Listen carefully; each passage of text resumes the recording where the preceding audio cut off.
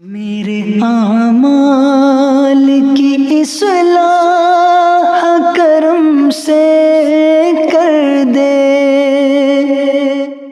الحمدللہ رب العالمین والصلاة والسلام علی سید المرسلین، اما بعد فاعوذ باللہ من الشیطان الرجیم، بسم اللہ الرحمن الرحیم۔ پڑھیے الصلاة والسلام علیک یا رسول اللہ وعلی آلک واصحابک یا حبیب اللہ۔ الصلاۃ والسلام علیک یا نبی اللہ وعلی آلک واصحابک یا نور اللہ۔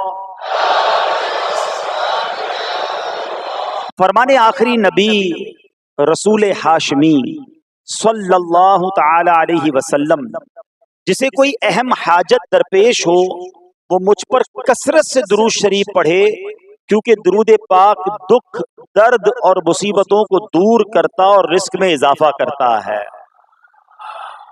تو جب بھی کوئی مشکل آئے، پریشانی آئے، تکلیف آئے، ٹینشن آ جائے، تو اس کا بار بار اظہار کرنے سے ٹینشن دور نہیں ہو جاتا۔ کوئی بھی مشکل آتی ہے بندہ سبھی کو بتاتا پھرے، بار بار ذکر کرتا رہے کہ یار بڑی مشکل میں ہوں، بڑی پریشانی میں ہوں۔ شاعر کہتے ہیں نا کہ دکھوں نے تم کو جو گھیرا ہو تو درود پڑھو، دکھوں نے تم کو جو گھیرا ہو تو درود پڑھو، جو حاضری کی تمنا ہو تو درود پڑھو۔ تو جب ٹینشن دور کرنے کا، مشکل دور کرنے کا، پریشانی دور کرنے کا وظیفہ مل گیا ہے، چابی مل گئی ہے، تو پھر فضول باتیں کرنے کی بجائے ہمیں درود پاک کی کثرت کرنی چاہیے۔ صلو علی الحبیب صلی اللہ تعالی علی محمد صلی اللہ علیہ وسلم۔ آج میں آپ کو اللہ کے ایک نبی کا واقعہ سنانا چاہتا ہوں۔ یہ واقعہ قرآن مجید میں بہت تفصیل کے ساتھ موجود ہے، اور یہ واقعہ ایسا ہے کہ میں ان نبی علیہ الصلوۃ والسلام کے عمل کا نام لوں تو نبی علیہ الصلوۃ والسلام کا نام آپ کے ذہن میں خود ہی آ جائے گا۔ یعنی انہوں نے وہ عمل ایسا کیا کہ اب ان کے نام کے ساتھ وہ عمل ایک خاص ٹیگ بن گیا ہے۔ اور اگر میں اب عمل بتاتا ہوں، نام آپ خود بتائیں گے، اور ان کا عمل تھا کہ ان کے اندر کمال صبر تھا۔ اب یہ صبر کرنے والے نبی کون ہیں؟ صبر ایوب علیہ السلام۔ مشہور ہے دنیا میں کہ ایوب علیہ السلام کا جو صبر ہے وہ ضرب المثل بن گیا، وہ ایگزامپل بن گیا۔ صبر تو بہت سارے لوگوں نے دنیا میں کیا، مصیبتیں تو بہت سارے اللہ والوں پر آئیں، مگر حضرت ایوب علیہ السلام کو اس قدر کمال کا صبر جو ان کا تھا، تو کیا واقعہ ہے۔ تو آج مشکلیں ہیں، پریشانیاں ہیں، ٹینشن ہیں، لوگ جب پریشان ہوتے ہیں تو صبر کا دامن تھامنے کی بجائے نارملی بے صبری، شکوے اور شکایات کی طرف جاتے ہیں۔ تو زندگی میں جب بھی کوئی معاملہ آئے نا، ہمیں اللہ کے کلام کی طرف رجوع کرنا چاہیے، اللہ والوں کی سیرت کی طرف رجوع کرنا چاہیے، اور رب کریم کے جو منتخب ترین بندے ہیں، دنیا کے افضل ترین جو افراد ہیں، وہ انبیاء کرام علیہ الصلوۃ والسلام ہیں۔ تو ہمیں جب بھی کوئی پرابلم آئے، جب بھی کوئی مسئلہ درپیش ہو، پہلے دیکھیں اللہ والوں نے اس موقع پر کیا کیا تھا، قرآن کیا کہتا ہے، حدیث کیا کہتی ہے، تو پھر زندگی میں چیزیں آسان ہو جاتی ہیں۔ تو حضرت ایوب علیہ الصلوۃ والسلام کی سیرت کے بارے میں جانتے ہیں کہ آپ حضرت اسحاق علیہ الصلوۃ والسلام کی اولاد میں سے ہیں، اور ان کی والدہ حضرت لوط علیہ الصلوۃ والسلام کے خاندان سے ہیں۔ اللہ تعالیٰ نے آپ کو ہر طرح کی نعمت سے نوازا تھا۔ آپ حسن و صورت والے بھی تھے، یعنی آپ کو اللہ پاک نے بہت خوبصورت بھی بنایا تھا، اور اللہ کریم نے مال بھی بہت دیا، اولاد میں بھی کثرت دی، یعنی ویل آف لائف تھی، خوبصورتی بھی ہے، مال بھی ہے، اولاد بھی ہے۔ اچھا، پھر ظاہر مال تھا تو گھر بھی تھے، جانور بھی تھے۔ اس زمانے میں جو ویلتھ ہوتی تھی، جو پیسہ ہوتا تھا، وہ جانوروں کی صورت میں ہوتا تھا۔ آج کل لوگ گاڑیاں رکھتے ہیں، سونا زیورات رکھتے ہیں، اس زمانے میں جانور ہوتے تھے۔ بلکہ اب بھی اگر پاکستان کے بھی آپ انٹیریئر کے ایریا میں چلے جائیں، گاؤں گوٹھ میں جائیں، تو لوگ اپنا مال و دولت سے جانور ہی خرید رہے ہوتے ہیں۔ ان کے نزدیک یہی ان کا جو ہے وہ جو بھی ان کا کاروبار ہوتا ہے اور مال ہوتا ہے۔ اب آپ پر امتحان آیا، آزمائش آئی. اور وہ آزمائش کیسے آئی کہ پہلے آپ کا مکان گرا اور خاندان کے جتنے افراد تھے اور آپ کے بیٹے تھے، جتنے بھی آپ کے بیٹے تھے نا، وہ سب اس مکان کے تلے دب کر انتقال کر گئے. اللہ اکبر. آپ کو آ کر خبر دی جاتی گئی کہ حضور آپ کا مکان گر گیا ہے، آپ کے بچے دب گئے اور دب کر ان کا انتقال ہو گیا ہے. آپ فرماتے تھے میرا کیا ہے، جس کا تھا اس نے لے لیا. جب تک اس نے مجھے دے رکھا تھا وہ میرے پاس تھا، جب اس نے چاہا اس نے واپس لے لیا. اسی نے دیا تھا نا. تھوڑی دیر بعد خبر آئی کہ آپ کے جتنے جانور تھے، ہزارہا اونٹ تھے، بکریاں تھی، ریوڑ کے ریوڑ تھے، سارے جانور جو ہیں وہ مر گئے. کسی نے آ کر کہا کہ اب آپ کی جتنی دولت تھی، جتنے جانور تھے وہ بھی مر گئے. سبحان اللہ. آپ اللہ کا شکر بجا لاتے، کہتے یا اللہ جو رب کا تھا اس نے واپس لے لیا، اسی کا تھا، جتنی دیر چاہا میرے پاس رہا، واپس لے لیا اس نے. میں اپنے رب کی رضا پر راضی، میں اس امتحان پر راضی ہوں. اللہ اکبر. اب کیا ہوا کہ آپ کی تمام کھیتیاں اور جو باغات تھے، بہت بڑی زمینیں تھی، بڑے بڑے کھیت تھے، وہ بھی سارے کے سارے برباد ہو گئے. کسی نے آ کر بتایا کہ حضور اب تو کھیت بھی گئے، اب باغات بھی گئے. آپ نے فرمایا کہ جس کا تھا اس نے لے لیا، میں اس کی رضا پر راضی ہوں. جب تک میرے پاس تھا وہ میرے پاس تھا، اب رب نے واپس لینا چاہا تو اس نے لے لیا. اب he was empty handed، یعنی اب کچھ بھی نہیں تھا، نہ بچے ہیں، نہ مال ہے، نہ جانور ہے، نہ مکان ہے. مگر حضرت ایوب علیہ السلام کی زبان پر پھر بھی شکر ہے، اب بھی شکر ہے، شکوہ نہیں ہے کہ اللہ میں تیری رضا پر راضی ہوں. لیکن ابھی امتحان ختم نہ ہوا تھا، اور اس امتحان کے پیچھے بعض مفسرین نے ایک اور قول بھی نقل کیا کہ شیطان نے حضرت ایوب علیہ السلام کو دیکھ کر اللہ کی بارگاہ میں کہا کہ مولا یہ تیرا بندہ اس لیے تیرا شکر گزار ہے کہ تو نے اسے بڑا نوازا ہے، بڑا مال دیا ہے، اولاد دی ہے، گھر دیا ہے. اب رب کریم نے حضرت ایوب پر امتحان بھیجا تاکہ پتا چلے کہ میرے نیک بندے امتحان کے بعد بھی صبر کرتے ہیں.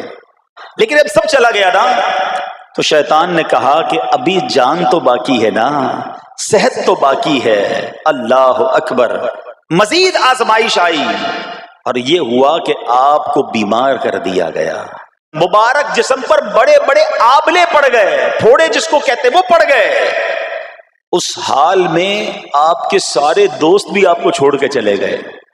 آج کل ویسے بھی حال ایسا ہی ہے جناب، جب تک پیسہ ہے، شہرت ہے، آپ کے پاس کوئی مال ہے تو آس پاس بہت سارے لوگ ہوتے ہیں.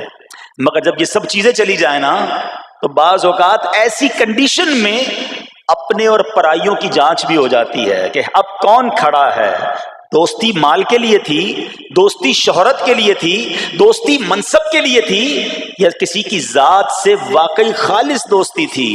اب کیا ہوا، آپ کے سارے رشتہ دار، سارے دوست بھی دور چلے گئے، سوائے آپ کی فرما بردار زوجہ تھی جن کا نام تھا رحمت بن افراہیم، اور یہ حضرت یوسف علیہ السلام کی پوتی بھی تھی، اللہ کے نبی کی آل سے تھی. وہ آپ کی خدمت کرتی رہی. اب جسم پر پھوڑے ہیں، آبلے ہیں، ایک بیوی ہے، نہ پیسہ ہے، نہ مال ہے، نہ بچے ہیں، واٹ ایور جو تھا سب ختم. مگر زبان ہے کہ اس پر پھر بھی اللہ کا ذکر جاری ہے، پھر بھی شکر جاری ہے، پھر بھی صبر ہے. بات کرنا آسان ہے جناب، مشکل آئے اور صبر کرے بندہ. اصل امتحان یہ ہے، زباں پر شکوائے رنجو علم لایا نہیں کرتے، زباں پر شکوائے رنجو علم لایا نہیں کرتے، نبی کے نام لیوا غم سے گھبرایا نہیں کرتے. ہم میں سے کسی پر ایسی آزمائش نہیں آئی نا، چھوٹی موٹی آزمائشیں تو آتی رہیں گی. ایک بات یاد رکھنا، یہ زندگی کی جو گاڑی ہے نا، یہ مسائل کے پہیوں پر ہی چلتی ہے. ہمیں بعض اوقات کسی کی گاڑی، کسی کا مکان، کسی کا خوبصورت چہرہ، کسی کی مسکراہٹ دیکھ کر لگتا ہے یار یہ تو دنیا کا سب سے سخی آدمی ہے. ایسا نہیں. تو یہ نہ سمجھے کہ سارا جہان جناب سخی ہے اور میں اکیلا دکھی ہوں. ایسا نہیں ہوتا، بلکہ اس جہاں میں تقریباً ہر بندہ ایسا ہوتا ہے جس کے ساتھ کوئی نہ کوئی دکھ لگا ہوا ہوتا ہے، کوئی نہ کوئی پریشانی ہے. کسی کو مال کی پریشانی، کسی کو روزگار کی پریشانی، کسی کو بیماری لگی ہے، کسی کو اور ٹینشن ہے. تو یہ کبھی بھی نہ سوچے کہ میں زندگی گزاروں گا اور کوئی ٹینشن نہیں آئے گی. تیار رہو امتحان کے لیے، امتحان ضرور آنا. اب کمال یہ ہے کہ اس امتحان میں پاس کون ہوتا ہے. حضرت ابراہیم پر امتحان آیا، زبان پر صبر ہے، شکر ہے، شکوہ نہیں ہے. اب کیا ہوا کہ آپ کا سال ہاں سال تک یہ محال رہا. یہ 2-4 مہینے کا پرابلم نہیں تھا، کئی سال تک آپ بیمار رہے. آپ کی زوجہ جو ہے وہ خدمت کرتی رہی. اچھا یہاں ایک غلط فہمی دور کر دوں کہ کچھ لوگ یہ کہتے ہیں، یہ کتابوں میں پتہ نہیں کچھ کتابوں میں لکھ دیا گیا کہ حضرت ایوب علیہ السلام کو معاذ اللہ کوڑ کی بیماری ہو گئی تھی. ایسا بالکل نہیں تھا.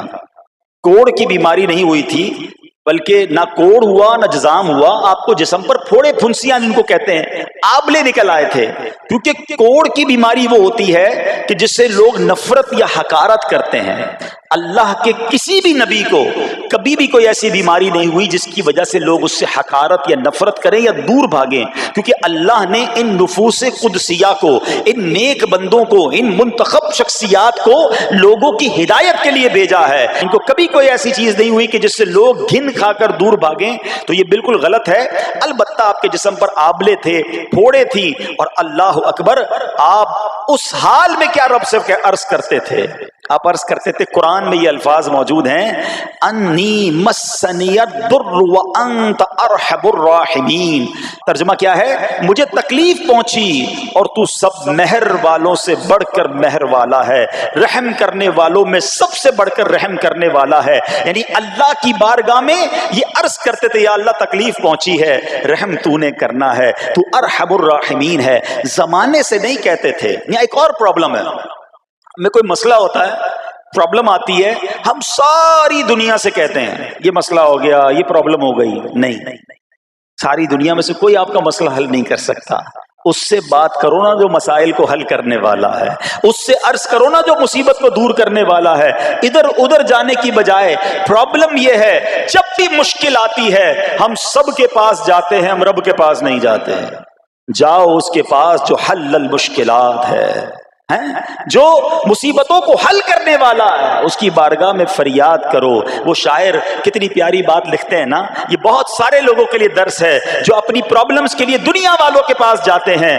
ارے اگر پکارنا ہے تو اللہ کی بارگاہ میں پکارو، التجا کرنی ہے تو اللہ کے حبیب سے عرض کرو نا. شاعر لکھتے ہیں، کسی کا احسان کیوں اٹھائیں، کسی کو حالات کیوں بتائیں، کسی کا احسان کیوں اٹھائیں، کسی کو حالات کیوں بتائیں.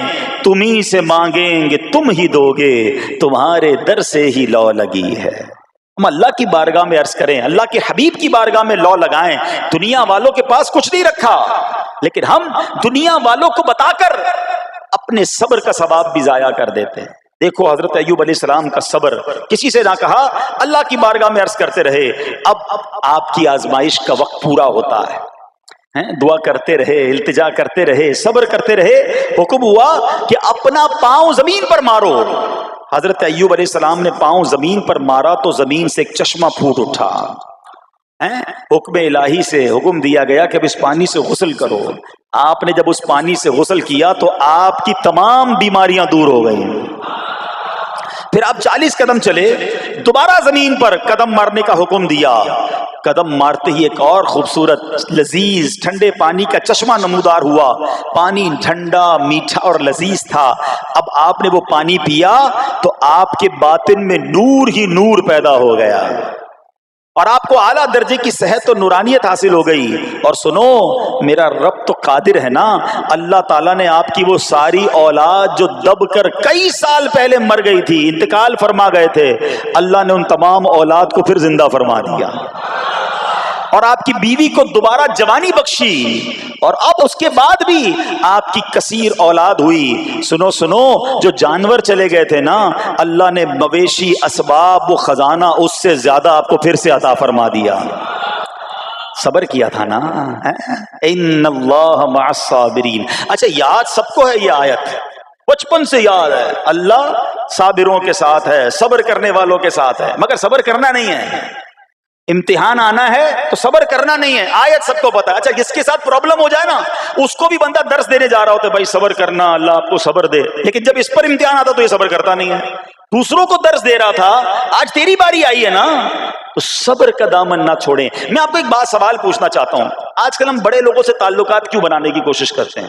یار جب کوئی مشکل ٹائم آئے گا نا تو یہ بندہ کام آئے گا, یہ پیسے والا دوست ہے, یہ اس کے تعلقات بہت ہیں, اس کی گورنمنٹ میں بات ہے, اس کی وکیلوں میں بات ہے, 4-5 ایسے دوست ہونے چاہیے. یہ ڈاکٹروں کے اندر بڑی اچھی اس کی دوستی ہے, کوئی ڈاکٹر کا بھی کام آئے گا تو یہ بندہ کام آ جائے گا.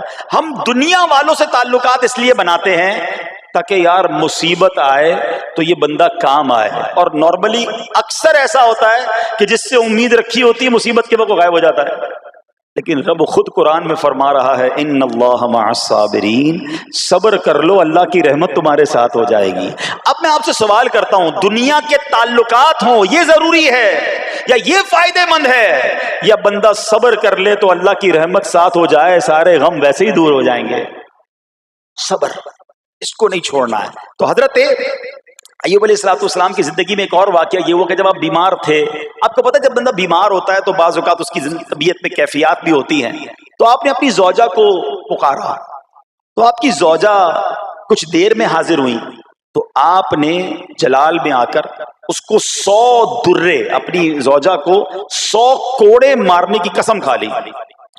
اب جب صحت آ گئی تو قسم تو آپ نے کھائی ہوئی تھی, تو اب کیا کرتے؟ اس بیوی نے تو خدمت بھی بہت کی تھی, اب اسے کوئی خاص کیفیت تھی, آپ نے قسم اٹھا لی تھی. تو سبحان اللہ, ایوب علیہ السلام کو اللہ کریم نے قرآن میں کیا حکم دیا کہ اے ایوب آپ ایک یعنی 100 جس کو کہتے ہیں تنکے 100 تنکوں والی جھاڑو لیں اور اس جھاڑو کو ایک مرتبہ اپنی بیوی کو مار دیجئے تو آپ کی قسم جو ہے وہ پوری ہو جائے گی, یعنی قسم کا کفارہ نہیں دینا ہوگا.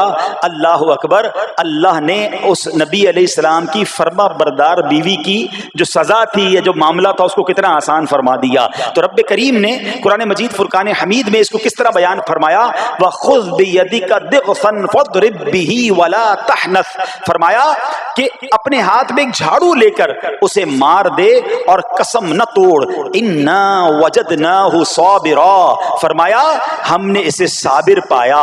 نعم العبد, کیا اچھا بندہ.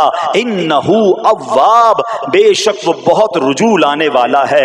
ارے آج دنیا کسی کو کہے یہ صبر والا ہے, حضرت ایوب کی شان دیکھو کہ رب فرما رہا ہے قرآن میں اِنَّا وَجَدْنَاهُ صَابِرًا, اور ہم نے ایوب کو صبر کرنے والا پایا, صابر پایا. اللہ حضرت ایوب کے صبر کے صدقے ہمیں بھی صابرین میں شامل فرما لے.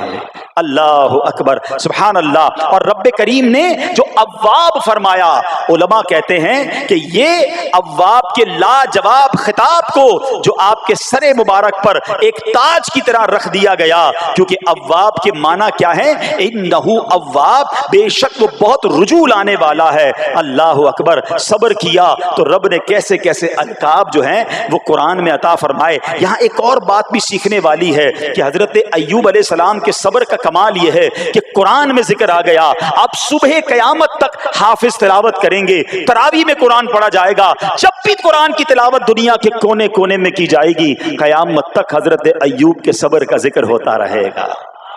جب آپ صبر کرتے ہیں اللہ رسول کو راضی کر لیتے ہیں, اللہ ان ناموں کو بلند فرما دیتا ہے. بہرحال میرے پیارے اسلامی بھائیوں, اب یہاں تھوڑا سا ایک شرعی مسئلہ بھی سمجھ لیں.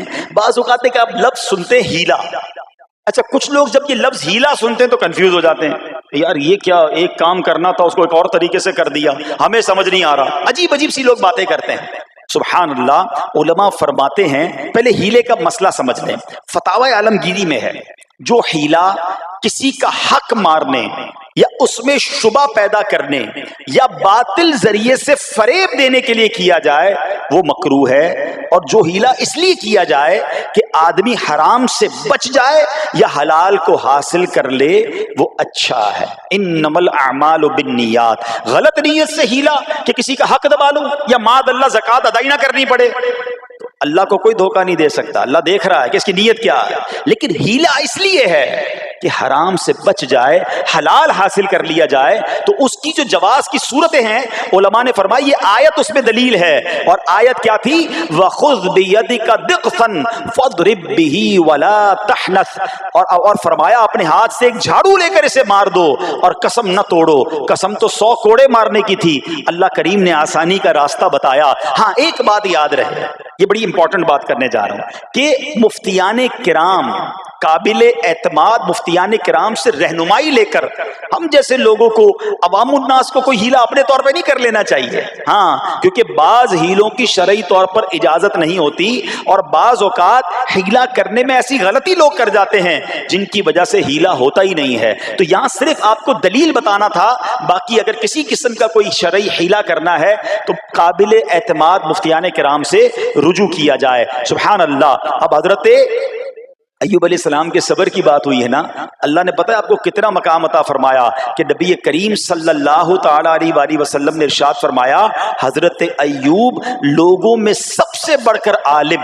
صابر اور غصہ پینے والے تھے۔ حضرت ابن مسعود رضی اللہ تعالیٰ عنہ سے مروی ہے کہ حضرت ایوب علیہ السلام قیامت کے دن صبر کرنے والوں کے سردار ہوں گے۔ ہاں، صبر کرنے والوں کے بھی سردار ہوں گے۔ اچھا، بعض اوقات ہوتا کیا ہے، اچانک کوئی پرابلم آ گئی، کہیں آگ لگ گئی، گاڑی میں نقصان ہو گیا، پیسے چوری ہو گئے، موبائل چوری ہو گیا، کوئی چیز میں نقصان ہو گیا، کاروبار میں نقصان ہو گیا، صحت خراب ہوئی۔ بندہ کہتا ہے یار یہ میرے ساتھ کیوں ہوا ہے، میں نے ایسا کیا کیا ہے؟ بعض اوقات زبان سے شکوے، شکایت، حالانکہ قرآن مجید فرقان حمید نے تو پہلے ہی ہمیں بتا دیا ہے۔ ہمارا پرابلم پتہ ہی کیا ہے، ہم بہت ساری باتیں جانتے ہیں دنیا کی، قرآن و حدیث پڑھتے نہیں ہیں، تو مینٹلی پریپیئرڈ نہیں رہتے۔ آپ کو پہلے ہی پتا ہو کہ یار گرمیاں آنے والی ہیں، تو اچانک گرمیاں آئیں گی تو پریشان نہیں ہوں گے نا۔ آپ کو پتا تھا جون جولائی میں گرمی ہوتی ہے، بھائی سردیاں نہیں ہوتی، آپ پنکھا بھی تیار رکھتے ہیں، ٹھنڈا پانی کا انتظام بھی رکھتے ہیں، گرمی کے وقت باہر کم نکلتے ہیں، اور سردیاں آتی ہیں آپ کو پہلے ہی پتا ہوتا ہے، رضائی تیار کر لیتے ہیں، سویٹر نکال لیتے ہیں۔ ایسا نہیں ہوتا کہ صبح اٹھتے تو 40 ڈگری ہوتا ہے، دوسرے دن اٹھتے تو 5 ڈگری ہوتا ہے، بندہ کہ یار آج ٹھنڈ کی ہو گئی، کل گرمی کی ہو گئی۔ مینٹلی پریپیئرڈ جب بندہ ہوتا ہے تو وہ تیار ہوتا ہے۔ اگر جو قرآن پڑھنے والا ہے، حدیث پڑھنے والا ہے، اس کو تو پہلے ہی مینٹلی پریپیئرڈ ہونا ہے۔ کیوں؟ قرآن کا وعدہ ہے نا، قرآن کا اعلان سنو۔ اللہ کریم قرآن مجید میں کیا ارشاد فرماتا ہے؟ بسم اللہ الرحمن الرحیم وَلَنَبْلُوَنَّكُمْ بِشَيْءٍ مِّنَ الْخَوْفِ وَالْجُوعِ وَنَقْصٍ مِّنَ الْأَمْوَالِ وَالْأَنفُسِ وَالثَّمَرَاتِ وَبَشِّرِ الصَّابِرِينَ۔ اور ضرور ہم تمہیں آزمائیں گے۔ کیا فرمایا؟ ضرور آزمائیں گے، تیار رہو۔ دیر از ایگزامینیشن۔ اچھا، آزمائش کن کن چیزوں کی ہوگی؟ سبحان اللہ، قرآن نے لسٹ بھی دے دی ہے کہ آزمائش کیا ہوگی۔ فرمایا کچھ ڈر سے، اچانک خوف آ جاتا ہے نا، کوئی دشمن آ جاتا ہے، کوئی دھمکی دے رہا ہوتا ہے، اچانک حالات خراب ہو جاتے ہیں، دل میں خوف بیٹھ جاتا ہے۔ پھر فرمایا بھوک سے، مال کم ہو گیا، تنگی آ گئی تو بھوک سے۔ پھر فرمایا کچھ مالوں اور جانوں اور پھلوں کی کمی سے، کبھی کاروبار میں نقصان ہوگا، کبھی کسی کے باغات ہے تو باغ فصل اجڑ سکتی ہے، آپ کو کوئی نقصان ہو سکتا ہے، کسی جگہ آگ لگ سکتی ہے، اور جانوں کی کمی سے بیماری بھی آ سکتی ہے۔ مگر آگے کیا فرمایا؟ وَبَشِّرِ الصَّابِرِينَ، خوشخبری سنا ان صبر والوں کو۔ اور جب سبحان اللہ یہ ایگزام آتا ہے نا، جو اس ایگزام سے نکل جاتا ہے تو رب نے فرمایا خوشخبری ہے۔ اللہ اکبر۔ ہم نے زندگی میں دیکھا ہے جس نے مصیبت پر صبر کیا، اللہ کی رضا پر راضی رہا، اللہ نے مشکل سے بھی نکالا اور پہلے سے اسے زیادہ عطا فرما دیا۔ ہمارا پرابلم ہی ہم ٹیسٹ میں فیل ہو جاتے ہیں، جیسے امتحان شروع ہوا واویلا شروع، شور شروع، شکوے شروع، سب کو بتانا، حالانکہ کر کوئی نہیں سکتا لیکن سب کو بتائیں گے۔ نہ کرو ایسا، میں جانوں میرا رب جانے، مجھے کیوں کسی کو بتانا ہے؟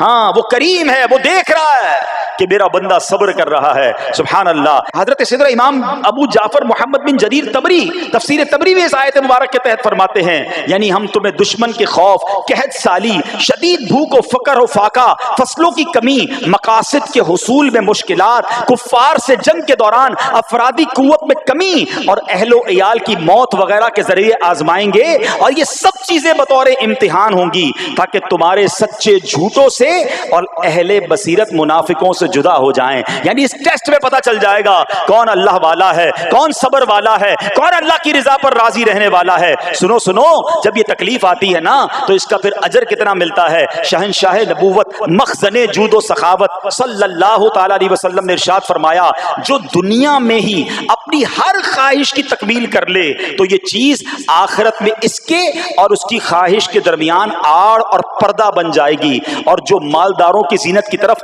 اپنی نگاہیں دراز کرے تو وہ آسمان والوں کے سامنے بے عزت ہو جاتا ہے، اور جو شدید بھوک پر صبر کرے اللہ عز و جل اس کو جنت الفردوس میں جہاں چاہے گا ٹھکانہ عطا فرمائے گا. ہاں، ہر چیز پوری ہو جائے، جو چاہیے وہ مل جائے، یہ نہیں ہونا چاہیے. کچھ نہ کچھ آزمائشیں آئیں گی، اور اگر سب ادھر مل گیا تو ادھر پھر کیا ملے گا. ہم اللہ سے یہ دعا کرتے ہیں کہ ادھر بھی عطا فرمائے، ادھر بھی محروم نہ کرے. ہاں، ہمیں ڈرتے بھی رہنا چاہیے کہ یار میں جو مانگتا ہوں ادھر مل جاتا ہے، کہیں وہاں محروم نہ رہ جاؤں. تو آزمائش آئے تو صبر کرنا چاہیے، اللہ کی رضا کے طور پہ زندگی گزارنی چاہیے. ایک بار نبی پاک علیہ الصلوۃ والسلام انصار کے پاس تشریف لے گئے تو فرمایا کیا تم مومن ہو؟ بڑا کمال کا سوال جواب ہے، ذرا غور کیجئے گا. ہمارے پاس بھی کوئی آ کر کہے کہ کیا تم مومن ہو تو ہم کیا جواب دیں گے؟ صحابہ خاموش رہے. سیدنا فاروق اعظم نے کہا حضور ہاں ہم مومن ہیں. شاید ہمارا بھی جواب یہی ہوگا مومن ہیں. مگر اگلا سوال سنو نبی پاک علیہ الصلوۃ والسلام کا. فرمایا کہ اگر تم مومن ہو تو تمہارے ایمان کی علامت کیا ہے؟ ہاں، اب ہم سے کوئی یہ سوال کرے تو ہم جواب کیسے دیں گے؟ بھائی تم کہہ رہے ہو مومن ہیں، واٹ از دا سمٹمز؟ کوئی نشانی، کوئی علامت تو بتاؤ نا. اب یہ سوال کرنے والے کون ہیں؟ پیارے آقا صلی اللہ تعالی علیہ وآلہ وسلم. صحابہ سامنے بیٹھے ہیں. ارشاد فرمایا مومن ہو تو علامت کیا ہے؟ کیا شاندار جواب دیا کہ صحابہ کرام نے کہ ہم جب فراخی کی حالت ہوتی ہے نا، آسانی ہوتی ہے تو ہم شکر ادا کرتے ہیں. جب آزمائش آتا ہے، کوئی پرابلم آتی ہے، ہم صبر کرتے ہیں اور اللہ کے فیصلے پر راضی رہتے ہیں. نبی اکرم علیہ الصلوۃ والسلام نے جواب میں کیا فرمایا؟ رب کعبہ کی قسم تم مومن ہو. تو پتہ یہ چلا کہ مومن ہونے کی نشانی یہ ہے کہ جب اچھے دن آئیں تو شکر کرے، اور مشکل کے دن آئیں تو اللہ کی رضا پر، اللہ کے فیصلوں پر راضی رہے، صبر کرے. اب آؤ سوال کرتے ہیں.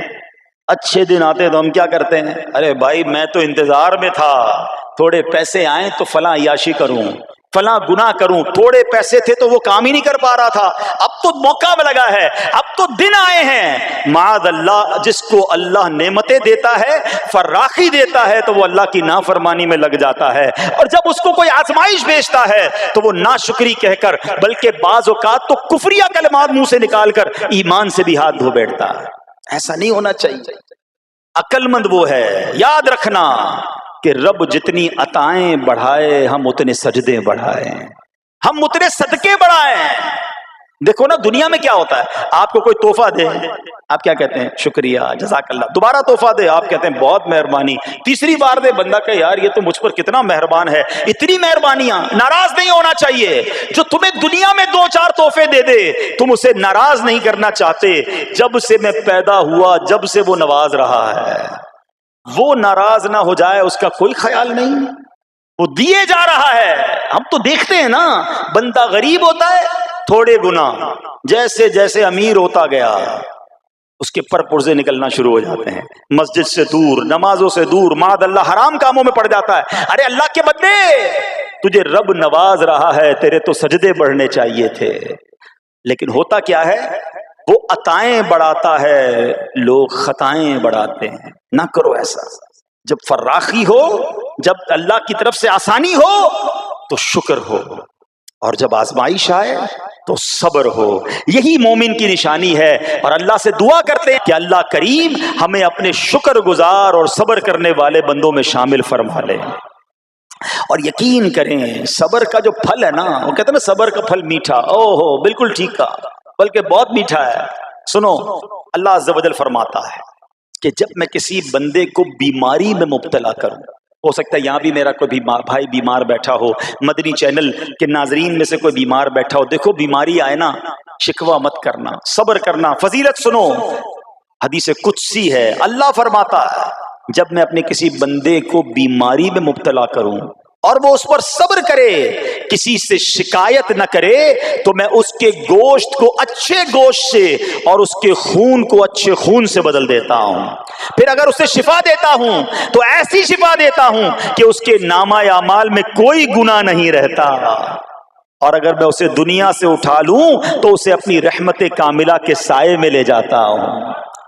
ارے کمال ہو گیا، بیماری آئی، بیماری جب جاتی ہے تو گناہوں سے بھی پاک کر کے جاتی ہے، صرف ایک ہی تو کنڈیشن ہے، صبر کرنا۔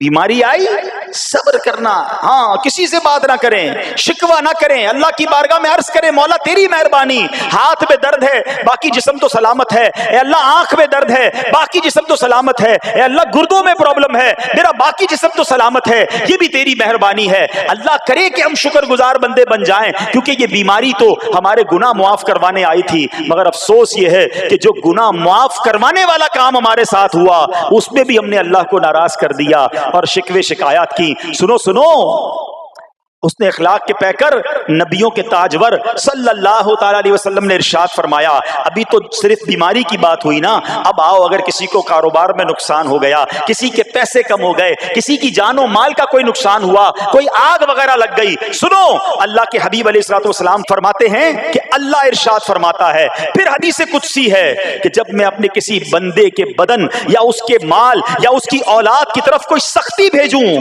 پھر وہ صبر جمیل کے ساتھ اس کا استقبال کرے، تو قیامت کے دن مجھے اس سے حیا آئے گی کہ میں اس کے لیے میزان قائم کروں یا اس کا نامہ اعمال کھولوں۔ ہائے ہائے ہائے، سمجھتے ہو اس کا مطلب؟ اللہ فرما رہا ہے مجھے حیا آئے گی کہ اپنے بندے سے اب کیا حساب لوں۔ جب آزمائش بھیجی تھی تو اس نے صبر کیا تھا، اس نے شکوہ نہیں کیا تھا۔ خدا کی قسم میں آپ سے پوچھتا ہوں، میرا کوئی نقصان ہو جائے اور قیامت کے دن میرا نامہ اعمال نہ کھولا جائے، مجھے اللہ کی بارگاہ میں حساب نہ دینا پڑے، مجھے بتاؤ یہ دنیا کے حساب نقصان کی کیا حیثیت ہے اگر ادھر بخشا جائے؟ سنو تو صحیح، رب فرما رہا ہے کہ مجھے حیا آتی ہے کہ اس کے لیے میزان قائم کروں یا اس کا نامہ اعمال کھولوں۔ ارے یہ ساری دنیا کی دولت، یہ ساری دنیا کی آسائشیں ایک طرف، اگر قیامت کے دن حساب کتاب میں آسانی مل جائے، اللہ بلا حساب جنت میں داخل کر دے، اس سے بڑھ کر کوئی نعمت نہیں۔ مگر آج افسوس یہ ہوتا ہے کہ اگر کسی پر امتحان آتا ہے، وہ اس امتحان میں فیل ہو جاتا ہے۔ اس حدیث میں ایک لفظ استعمال ہوا صبر جمیل کے ساتھ۔ اب یہ بھی بڑا مسئلہ ہے کہ لوگوں کو یہی نہیں پتا کہ صبر جمیل ہے کیا۔ لوگ کہتے تو بہت ہیں اللہ پاک آپ کو صبر جمیل عطا فرمائے، اب اس سے پوچھو بھائی صبر جمیل کی تعریف کیا ہے، تو پھر تعریف نہیں پتا ہوتی۔ یہ کسی جمیل بھائی کا صبر نہیں ہے کہ جس کو صبر جمیل کہا جاتا ہے۔ صبر جمیل کی تعریف سمجھو، علماء کہتے ہیں کسی مصیبت زدہ اور غیر مصیبت زدہ کو برابر میں دیکھو، مگر دونوں میں کوئی فرق نظر رہا ہے، یعنی چہرہ بھی نہ بتائے کہ وہ کسی مشکل میں ہے، اس کی عادتیں بھی نہ بتائیں کہ وہ کسی پرابلم میں ہے، یعنی اس کو دیکھ کر پتہ ہی نہ چلے کہ وہ بڑی مشکل میں ہے۔ فرمایا یہ ہے صبر جمیل۔ مگر آج ہمارا حال یہ ہے، ہمارا چہرہ بتا دیتا ہے بھائی خیر تو ہے، بڑی ٹینشن میں ہو، ہاں یار کیا کروں بس موبائل ٹوٹ گیا، ارے بھائی بڑی چہرے پہ بڑی ہوائیاں اڑ رہی ہیں، بس کیا کروں جناب آج 5000 روپے کھو گئے، 5000 روپے کھو جائیں، چھوٹا سا نقصان ہو جائے، ہمارا چہرہ بتا دیتا ہے کہ ہمارے ساتھ کوئی معاملہ ہوا ہے۔ صبر جمیل یہ ہے کہ دیکھ کر کوئی پہچان ہی نہ سکے کہ یہ بندہ کتنی مشکل میں ہے، چاہے اندر کتنی تکلیف میں ہو، دنیا والوں کو نہ بتائے کیونکہ وہ رب کا بندہ ہے، وہ اللہ کی بارگاہ میں فریاد کرے۔ یہ صبر جمیل ہے اور اللہ اسے ہم سب کو نصیب فرمائے۔ ہاں یہ بڑی کمال کی بات ہے۔ ہم کیا کرتے ہیں سارے جہان کو بتاتے ہیں، اچھا پھر آخر میں لوگ کہتے بھی ہیں جب پورے محلے کو بتا دیا نا، پھر اس کے بعد کہتے ہیں بس کیا کریں بھائی صبر ہی کر رہے ہیں۔ اب آپ صبر نہیں کر رہے حضرت، ہاں آپ کا صبر چلا گیا، آپ نے ساری دنیا کو تو بتا دیا۔ صبر یہ ہے کہ صبر پہلے صدمے پر ہوتا ہے، جیسے ہی آپ کو کوئی صدمہ لگا نا، اب آپ جانے رب جانے، نہ بتائیں کسی کو، ٹھیک ہے، وہ الگ بات ہے، آپ کسی کو دعا کے لیے کہہ دیں، لیکن بڑا نقصان ہو گیا، بڑی مشکل ہو گئی، بڑی پریشانی ہو گئی، اس سے حل تو کوئی نہیں ہونا۔ اچھا، ہمارا ماجرا ایک اور بھی بڑا عجیب ہے، مشکل ہو جائے تو سب کو بتاتے ہیں، آسانی ہو جائے تو پھر کسی کو نہیں بتاتے ہیں۔ 5,000 کا نقصان سارے محلے کو پتا ہے، 50,000 کا فائدہ ہوا پھر کسی کو بتایا آپ نے؟ نہیں یار، بتاؤں گا تو نظر لگ جائے گی۔ گھر والوں کو تو بالکل بھی نہیں بتاؤں گا، خرچہ بڑھا دیں گے۔ گھر والوں کو ساری ٹینشن کی خبریں جا کے دے رہے ہوتے ہیں، مارکیٹ میں بڑا نقصان ہو گیا، آج بڑا مندہ ہے، ارے بھائی کاروبار بالکل نہیں ہے، تاکہ گھر والوں کا خرچہ روک سکے۔ اور جیسے ہی کاروبار اچھا ہو گیا، گھر جاتے پھر بھی وہی والا منہ بنا لیتے ہیں، تاکہ ان کو پتہ نہ چلے میں بڑے پیسے کمانے لگا ہوں۔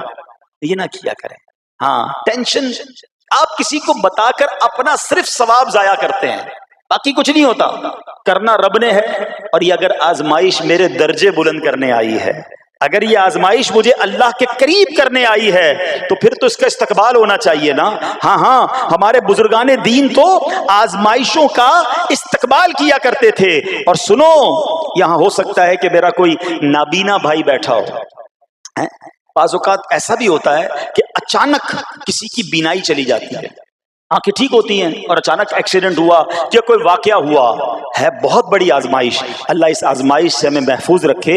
مگر دیکھو میرے رب کی شان دیکھو، جب بھی کوئی تکلیف آتی ہے نا، بندہ صبر کرے، اس تکلیف کا اجر تیار ہے، اس کا کمال سے اس کی رحمت تیار ہے، رحمت کی برسات تیار ہے۔ سنو، اللہ فرماتا ہے کہ اے جبرائیل، جب میں اپنی کسی بندے کی بینائی لے لوں تو اس کا اجر یہ ہے کہ میں اسے اپنے دیدار سے مشرف فرماؤں گا۔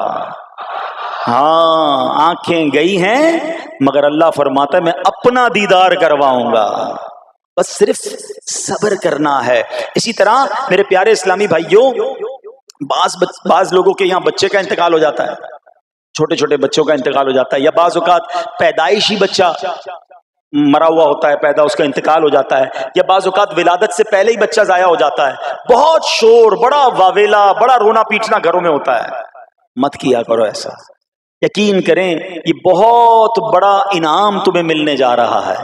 ایسا نہ ہو یہ رونا پیٹنا، یہ بے صبری، یہ اللہ کی بارگاہ میں شکوے شکایات، اتنے بڑے تم اجر سے محروم رہ جاؤ۔ سنو، اللہ کے آخری نبی صلی اللہ تعالی علیہ وسلم نے فرمایا، جس مسلمان جوڑے کے 3 بچے انتقال کر جائیں، اللہ عز و جل ان بچوں پر فضل و رحمت کرتے ہوئے ان دونوں یعنی ماں باپ کو جنت میں داخل فرمائے گا۔ صحابہ کرام نے عرض کی کسی کے 2 بچے، فرمایا 2 بچے بھی، پھر عرض کی اور 1، فرمایا 1 بھی، پھر فرمایا اس ذات کی قسم جس کے قبضہ قدرت میں میری جان ہے، جس عورت کا کچا بچہ فوت ہو جائے یعنی حمل ضائع ہو جائے اور وہ اس پر صبر کرے تو وہ بچہ اپنی ماں کو اپنی ناف کے ذریعے کھینچتا ہوا جنت میں لے جائے گا۔ یہ تو جنت کا ٹکٹ تھا، مگر شکوے شکایات، الامان والافیز، گھر میں موت میت کو نقصان ہو جائے، ہماری عورتیں، ہمارے گھر کے افراد وہ واویلا کرتے ہیں۔ معاذ اللہ، بعض اوقات تو کفریہ کلمات زبان پر ہوتے ہیں، معاذ اللہ ثم معاذ اللہ، کہتے کہ اللہ کو ہمارا ہی گھر ملا تھا، اتنے چھوٹے بچے کا کیا قصور تھا، استغفر اللہ۔ یہ تمہارے جملے، ایک تو گھر میں مصیبت پہلے ہی آئی ہوئی ہے اور تم اللہ پر اعتراض کر کے معاذ اللہ، اللہ کو ظالم کہہ کے اپنا ایمان بھی ضائع کر بیٹھے، یہ تو اس سے بڑی مصیبت ہو گئی نا۔ تو نہ کریں ایسا، سیکھو۔ آج میں نے آپ کے سامنے حضرت ایوب علیہ السلام کی سیرت اور قرآنی واقعہ بیان کیا کہ سب کچھ چلا گیا مگر وہ اللہ کی رضا پر راضی تھے، رب نے انہیں صبر کرنے والا بندہ بھی فرمایا اور ساری نعمتیں پہلے سے زیادہ عطا فرما دی۔ ہاں بالکل نوازا جائے گا، صبر کا دامن اگر نہ چھوڑیں۔ سنو ہمارے اسلاف کیسے صبر کرتے تھے۔ حضرت سیدنا فتح موصلی رحمت اللہ تعالی علیہ کی زوجہ محترمہ رضی اللہ تعالی عنہا کا پاؤں پھسل گیا اور ان کا ناخن ٹوٹ گیا، وہ مسکرانے لگی۔ اللہ اکبر، کبھی کبھی ہمارا بھی ناخن ٹوٹا ہوگا، بہت تکلیف ہوتی ہے، ناخن ٹوٹے تو جان نکل جاتی ہے، مگر آپ مسکرانے لگی۔ کسی نے پوچھا کہ آپ کو ناخن ٹوٹنے کا درد نہیں ہوا، آپ مسکرا رہی ہیں؟ تو فرماتی ہیں کہ اس درد پر جو ثواب ملے گا نا، مجھے درد پر صبر کروں گی اور جو مجھے اس پر ثواب ملے گا تو اس ثواب کے تصور نے میرے درد کی تلخی کو دور کر دیا۔ ہائے ہائے ہائے، یہ ہے اللہ والے۔ ہاں، صبر کرنا کوئی ان سے سیکھے۔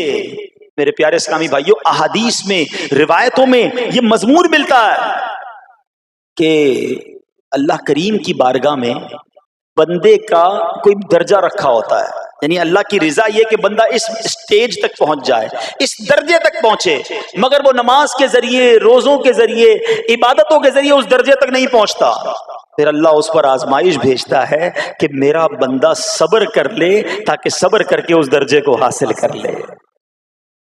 ہائے ہائے، یعنی مجھ پر کوئی آزمائش آئی تھی میرے درجے بڑھانے، مگر ہائے میری بے صبری کہ میں نے وہ درجہ پانے کا موقع ضائع کر دیا، میں نے وہ ثواب پانے کا موقع ضائع کر دیا۔ خدا را یاد رکھنا، اگر کسی آزمائش سے گزر رہے ہو تب بھی، اور اگر آئندہ کوئی آزمائش آئے، صبر کا دامن نہ چھوڑنا، یہ تصور کر لینا کہ یہ میرے گناہ معاف کرنے کا ذریعہ بن رہا ہے، یہ میرے درجے بڑھانے کا ذریعہ بن رہا ہے۔ اور سنو، جب مصیبت آئے تو پڑھنا کیا ہے؟ رسول اللہ صلی اللہ تعالی علیہ وآلہ وسلم نے فرمایا، جو مصیبت کے وقت انا للہ و انا الیہ راجعون کہتا ہے تو اللہ عز و جل اس کی پریشانی دور فرما دیتا ہے اور اس کے کام کا انجام اچھا فرماتا ہے، اور اسے ایسا بدل عطا فرماتا ہے جس پر وہ راضی ہو جاتا ہے۔ تو یہ پڑھ لیں، لیکن شکوہ نہ کریں، دنیا والوں کو بتانے کی حاجت نہیں۔ اچھا، وہ جو میں بات کر رہا تھا کہ تکلیف سب کو بتانی ہے اور راحت کے بارے میں کسی کو کوئی شکر کرتا ہوا نظر نہیں آتا۔ ایک بار ایک شخص کے سر پر جو ہے نا وہ تکلیف ہوئی نا، سر میں درد ہو گیا، اس نے پٹی باندھی اور گھومنے لگا۔ اس زمانے میں حضرت رابعہ بصریہ رضی اللہ رحمۃ اللہ تعالی علیہا، اللہ کی بہت بڑی ولیاں ہیں، آپ نے اس کو دیکھا کہ کیوں پٹی باندھی ہے؟ وہ کہتا سر میں درد تھا اس لیے پٹی باندھی ہے۔ بات تھوڑی سی باریک ہے، سمجھدار لوگ سمجھیں گے، اس لیے پٹی باندھی ہے کہ سر میں درد تھا۔ اللہ اکبر۔ اس اللہ والی نے پتہ ہے کیا کہا؟ آپ کہتی ہیں کبھی صحت کی پٹی بھی باندھی ہے؟ یہ جملہ ہے بڑا سمجھنے والا ہے، یعنی اللہ نے اتنے دنوں تک صحت میں رکھا تو کسی کو نہیں بتایا، اور تھوڑے دنوں کی تکلیف آئی تو پٹی باندھ کے سب کو بتانے چلا ہے کہ رب نے بیمار کیا ہے۔ ہاں، ہمیں اللہ کریم کی طرف سے آزمائش ہمیشہ تھوڑی آتی ہے۔ اگر اپنی زندگی کا ہم پورا عرصہ کیلکولیٹ کریں نا کہ بھئی 40 سال کا کوئی بندہ ہو گیا تو کتنے دن ہوئے 40 سال میں؟ ٹھیک ہے، ایک بار کبھی بیٹھ کے اکیلے میں حساب کرنا، اتنے ہزار دن میں نے دنیا میں گزارے، کتنے دن بیمار رہا؟ تو شاید چند دن، 100 دن، 50 دن، 200 دن بنیں گے۔ کئی ہزار دنوں میں سے اگر چند دن اللہ نے مجھ پر آزمائش ڈالی تو ہزاروں دن راحت بھی تو ڈالی نا، صحت بھی تو عطا فرمایا۔ اتنے دن جس رب نے چھاؤں میں کھڑا کیا، اگر تھوڑی دیر کے لیے دھوپ آئی ہے تو مجھے شکوہ نہیں کرنے چاہیے۔ یاد رکھنا، ہر رات کے بعد صبح ہے، ہر دھوپ کے بعد چھاؤں ہے۔ اگر تم انتظار کرو گے تو رب ایسی رحمت تم پر نازل کرے گا، اپنے غیب کے خزانوں سے عطا فرمائے گا۔ قرآن میں رب نے وعدہ کیا ہے، وَمَن يَتَوَکَّلْ عَلَى اللَّهِ فَهُوَ حَسْبُهُ، جو اللہ پر بھروسہ کرے اللہ اس کے لیے کافی ہے۔ مگر ہمارا پرابلم یہ ہے کہ جب مشکل آتی ہے ہم یہ ساری باتیں بھول کر بس شکوہ، شکایات اور پریشانی میں چلے جاتے ہیں۔ ارے آپ اس مصیبت کو اللہ کی طرف سے نعمت سمجھ لو، اللہ کی طرف سے یہ سمجھ لو کہ میرے گناہ معاف کروانے، میرے درجات بلند کرنے کے لیے آیا ہے۔ اچھا، اب ایک اور بات، بعض اوقات شیطان ہے نا، وہ کسی کے دماغ میں وسوسہ ڈالتا ہے کہ یار جب میں نمازیں نہیں پڑھتا تھا نا تب تو اتنا پریشان نہیں رہتا تھا، جب سے نمازیں شروع کی، دعوت اسلامی کے اجتماع میں آنے لگا، مدنی قافلوں میں سفر شروع کر دیا، اب تو میں نے کچھ ذمہ داری بھی لینا شروع کر دی ہے۔ ارے میں نے جب سے امامہ پہنا ہے، یہ داڑھی رکھ لی ہے، میری کوئی اسلامی بہن سن رہی ہے کہ بے پردہ گھومتی تھی تو کوئی اتنا ٹینشن نہیں تھا، اب میں نے جناب پردہ کرنا شروع کیا ہے، قرآن پڑھنا شروع کیا ہے تو ٹینشنیں شروع ہو گئی ہیں۔ اب شیطان بعض لوگوں کے ذہنوں میں یہ وسوسہ ڈالتا ہے کہ میں تو دین کے قریب ہو رہا ہوں، اللہ کے قریب ہو رہا ہوں، اور مجھ پر آزمائشیں کیوں آ رہی ہیں؟ سنو سبحان اللہ، اللہ کے حبیب علیہ الصلوۃ والسلام کی کیا شان ہے۔ اعلیٰ حضرت ایسے ہی نہیں کہتے کہ میں نثار تیرے کلام پر، ملی یوں تو کس کو زبان نہیں، وہ سخن ہے جس میں سخن نہ ہو، وہ بیان ہے جس کا بیان نہیں۔ میرے آقا نے کم و بیش 1450 سال پہلے یہ مسئلہ سالو کر دیا۔ حضرت سیدنا سعد بن ابو وقاص رضی اللہ تعالیٰ عنہ فرماتے ہیں کہ میں نے عرض کی یا رسول اللہ صلی اللہ تعالیٰ علیہ وسلم، سب سے زیادہ مصیبتیں کن لوگوں پر آئیں؟ گلی مکا دی نا، پنجابی میں کہتے ہیں نا گالی بات ہی ختم کر دی۔ حضور یہ بتائیں سب سے زیادہ مصیبتیں کن لوگوں پر آئیں؟ پیارے آقا نے فرمایا انبیاء پر۔ اللہ اکبر، اللہ کے سب سے قریب تو انبیاء ہیں نا، انبیاء پر، پھر ان لوگوں کے بعد جو لوگ بہتر ہیں، پھر ان کے بعد جو بہتر ہیں۔ سنو اب اگلا جملہ، بندے کو اپنی دینداری کے اعتبار سے مصیبت میں مبتلا کیا جاتا ہے۔ اگر وہ دین میں سخت ہوتا ہے اس کی آزمائش بھی سخت ہوتی ہے، اگر وہ دین میں کمزور ہوتا ہے تو اللہ عز و جل اس کی دینداری کے مطابق اسے آزماتا ہے۔ بندہ مصیبت میں مبتلا ہوتا رہتا ہے یہاں تک کہ اس کے دنیا میں ہی اس کے سارے گناہ بخش دیے جاتے ہیں۔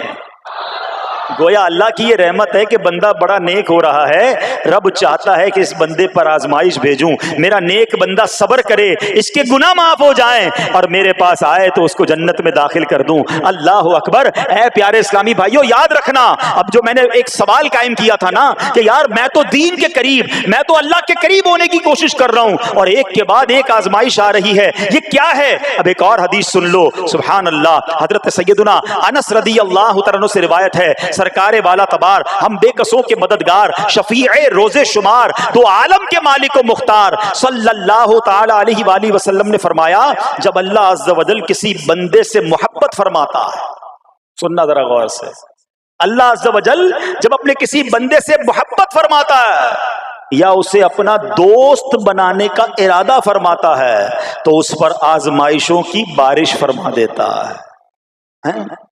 اب سوال ہے نا کہ میں اللہ دوست بھی بنا رہا ہے، اللہ کریم اس پر محبت بھی فرما رہا ہے اور آزمائشیں بھی بھیج رہا ہے۔ دوست پر آزمائشیں کون بھیجتا ہے؟ دوست کو تو راحتیں ڈالی جاتی ہیں۔ ہائے ہائے، اب یہی تو امتحان ہے، یہی تو چیک ہے۔ سنو، نبی پاک فرماتے ہیں جب اللہ اس پر آزمائش بھیجتا ہے نا، وہ بندہ اپنے رب کو پکارتا ہے، اے میرے رب عز و جل، تو اللہ فرماتا ہے میرے بندے تو جو کچھ مجھ سے مانگے گا میں تجھے عطا فرماؤں گا، تو جلد ہی تجھے دے دوں گا اور اسے تیری آخرت کے لیے ذخیرہ کر دوں گا۔ سبحان اللہ۔ یعنی اللہ والوں کو آزمایا جاتا ہے، ان کے درجات بلند کیے جاتے ہیں، ان کے گناہ معاف کیے جاتے ہیں۔ تو اے میرے پیارے اسلامی بھائیوں، کبھی بھی یہ ذہن میں خیال مت لانا کہ یار میں دین میں قریب آ رہا ہوں، میری آزمائشیں بڑھ رہی ہیں، سمجھ لو امتحان شروع ہو گیا ہے، ٹیسٹ شروع ہو گیا ہے۔ اب اس ٹیسٹ میں مجھے کامیاب ہونا ہے اور اللہ کے مزید قریب جانا ہے۔ زندگی میں جو گناہ ہو گئے ہیں یہ میرے گناہوں کا انشاءاللہ کفارہ بن جائے گا، میرے درجات کی بلندی کا سبب بن جائے گا۔ اللہ سے عرض کرنا، اے مولا میں تیری رضا پر راضی، میں تیرے فیصلوں پر راضی، اب تک جو دیا تھا تو نے دیا تھا، یہ سب کچھ تیرا ہے۔ اے رب جب تو واپس لے گا میں اس پر راضی۔ جب یہ ثابت قدمی نصیب ہو گئی پھر دیکھو غیب کے خزانوں سے کیسا آپ کے دل پر سکینہ اترے گا، پھر کیسا آپ پر رحمتوں کا نزول ہوگا۔ تو اے میرے پیارے اسلامی بھائیوں، مصیبتیں آ چکی اور آنے بھی والی ہیں، پہلے ذہنی طور پر تیار رہنا، مگر صبر کرنا۔ یہ چند دنوں کی، چند گھنٹوں کی، چند لمحوں کی مصیبت ہے مگر یہ تمہارے درجات کو بلند کر دے گی۔ رب کریم صبر کرنے والوں کو پسند فرماتا ہے۔ اور جو میں نے بات کہی تھی کہ صبر بھی کریں اور جب اللہ کریم کی طرف سے راحتیں آ جائیں تو شکر بھی کریں۔ کیا شاندار رب کا قرآن میں فرمان ہے، اللہ فرماتا ہے وَإِذْ تَأَذَّنَ رَبُّكُمْ لَئِن شَكَرْتُمْ لَأَزِيدَنَّكُمْ وَلَئِن كَفَرْتُمْ إِنَّ عَذَابِي لَشَدِيدٌ۔ اللہ قرآن میں فرماتا ہے اور یاد کرو جب تمہارے رب نے اعلان فرما دیا کہ اگر تم میرا شکر ادا کرو گے میں تمہیں اور زیادہ عطا کروں گا۔ ہاں شکر کرو رب اور دے گا، مگر اگلا حصہ سمجھنے والا ہے، اور اگر تم ناشکری کرو گے تو میرا عذاب سخت ہے۔ اللہ نے اپنے عذاب سے بھی ڈرایا ہے اور شکر کرنے کا درس بھی دیا ہے۔ تو بہرحال میرے پیارے اسلامی بھائیوں، اللہ کریم سے میں دعا کرتا ہوں کہ اپنے نیک بندوں کے صدقے، کربلا والوں کے صبر کے صدقے، نبی پاک علیہ الصلوۃ والسلام کے طائف کے میدان میں پتھر کھا کر دعا دینے والے صبر کے صدقے، رب کریم ہمیں بھی صبر کی نعمت نصیب فرمائے، صرف زبانی نہیں قلبی طور پر ہمیں صبر کرنے والوں میں شامل فرما لے۔ اگر ہم پر کوئی آزمائش ہے تو رب کریم یہ آزمائش ہمارے گناہوں کا کفارہ بنا دے، ہمارے درجات کی بلندی کا سبب بنا دے۔ دعوت اسلامی کے مدنی ماحول سے اگر ہم وابستہ رہیں گے نا تو ہمیں انشاءاللہ صبر کرنے کا پریکٹیکل جو ہے وہ موقع بھی ملتا رہے گا، کیونکہ صبر کیسے کرنا ہے اس کی کوئی پریکٹس بھی تو ہونی چاہیے نا۔ تو مدنی قافلے جب اس میں جاتے ہیں نا تو آرام اپنے گھر جیسا نہیں ملتا، کھانا اپنے گھر جیسا نہیں ملتا، بعض اوقات سفر میں تکلیف ہوتی ہے، تو یہ پریکٹیکلی آپ کو صبر کرنے کا موقع ملتا ہے۔ تو اگر آپ واقعی صابرین میں شامل ہونا چاہتے ہیں تو مدنی قافلوں میں سفر اپنا معمول بنائیں۔ اللہ کریم ہم سب کو مدنی قافلوں میں سفر کی توفیق عطا فرمائے۔ میرے